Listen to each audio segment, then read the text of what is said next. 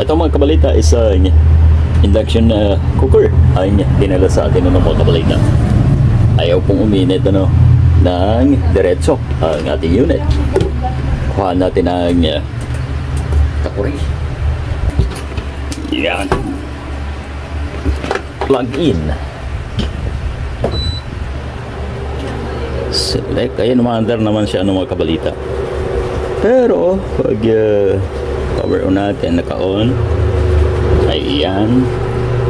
Tapos function, ayan say 2,000 pag init. Pero yun maya maya ay nawawala mga kabalita. Yun ay kailangan natin i-check okay. Buksan natin.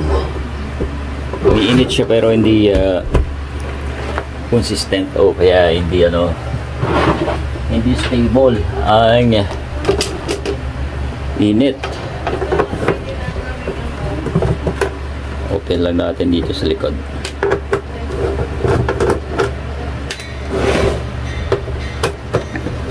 Prestige ang brand na ito.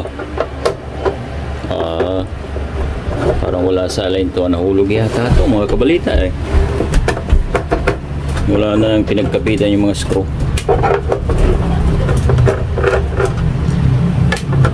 Yan okay.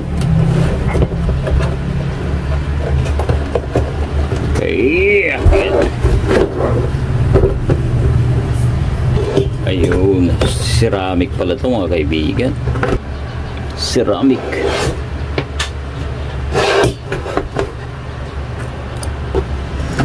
Tuklapin muna natin itong control board.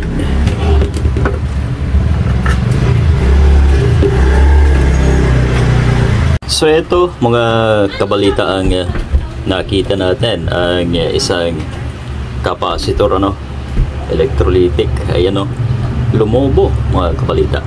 So ang gagawin natin step by step papalitan muna natin yan mga kaibigan, dahil isa sa mga supply po yan dyan alright, tanggalin muna natin yan mga kabalita ganon ang pag hahanap na yung sira. Ito gusto muna natin ang fan. So ito siya. Pagka may nakita po tayo ng mga ganyan na capacitor mga kabalita ay syempre hindi na pwede na maghahanap muna tayo ng ibang problema, kasi yan nga po tanggalin natin ito.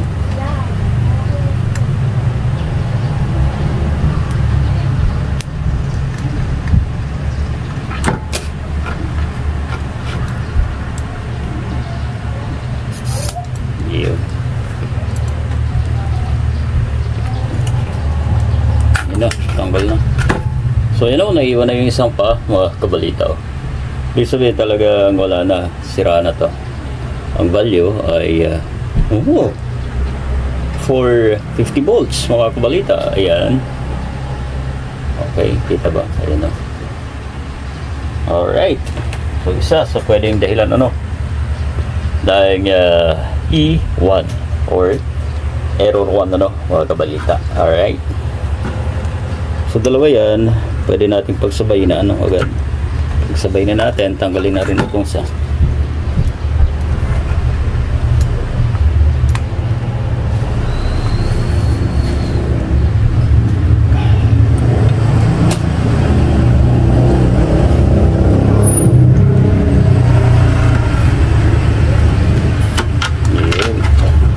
so ito sa physical na anyo ay good pa naman to, pero palitan na natin yan. Tandaan niyo po ang error sa supply yan pagka ganon E1, pero depende rin yan sa brand. E1 ba? Ceramic hindi ko lang gamit. Hanap po tayo ng kapalit. mga kaibigan. So ayun mga kabalita, ito na ang ipapalit natin dalawa, no? Doon sa dalawang capacitor. Ayan, bali 450 volts, no? At 4.7 microfarad. Alright, maliliit lang, ano? Kung ako lang masusunod, ipapalitan po natin ang malalaki yan. Pero ito na muna, matest lang natin na gagana, no? Ayan.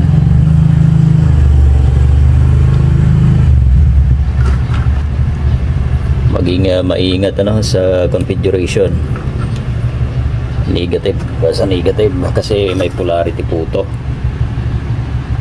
Uy, sa kabila lumusot. Ayusin natin. Yawn.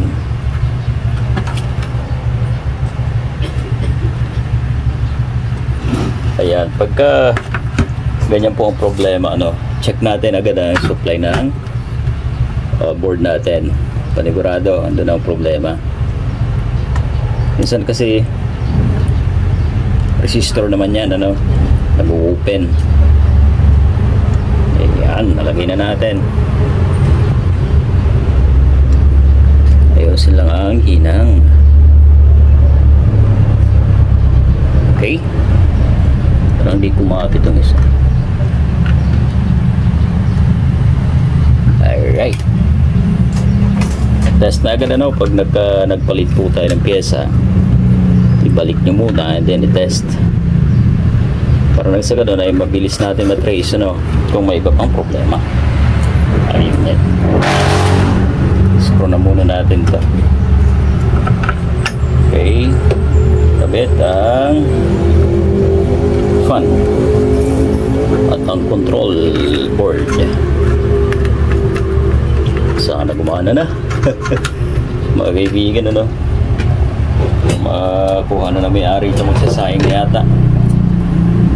Ayaw pong iwanan, nagmamadali. Tansya ko mga estudyante yun. Ayan, scroll lang muna natin. Isa lang naman talagang scroll ito. Oh. Iksi problema sa mga ganito pagka isa lang ang screw, ano. So medyo laki natin. So yan na mga kaibigan, i-test na natin to. Alright, kabit na ang fan, takpan natin.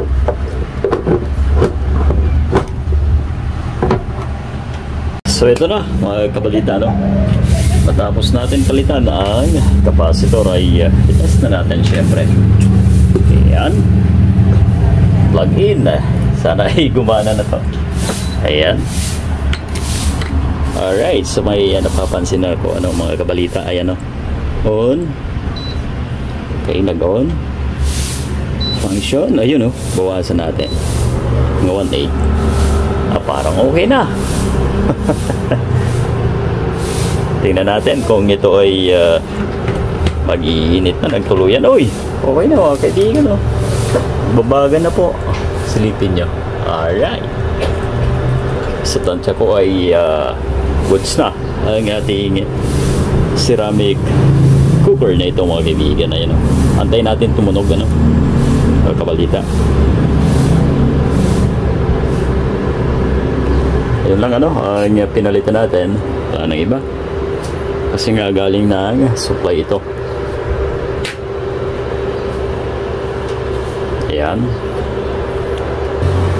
Ayan, o, parang mag-iinit na ito mga kabalita. 1.8, sagad natin 2,000 kaso makuryente ito.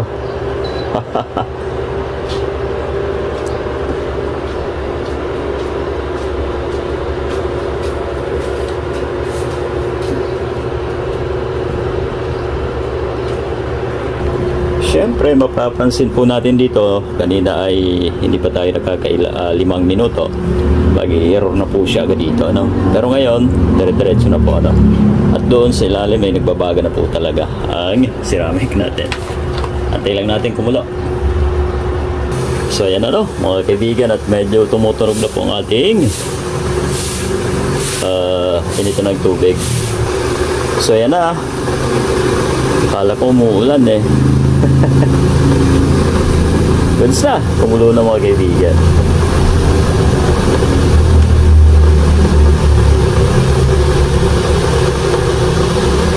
So yan. Pihitin natin. Ayan o. Humuni na mga kaibigan. At goods na ang ating unit. Alright. Patay na natin. Sayang kuryente.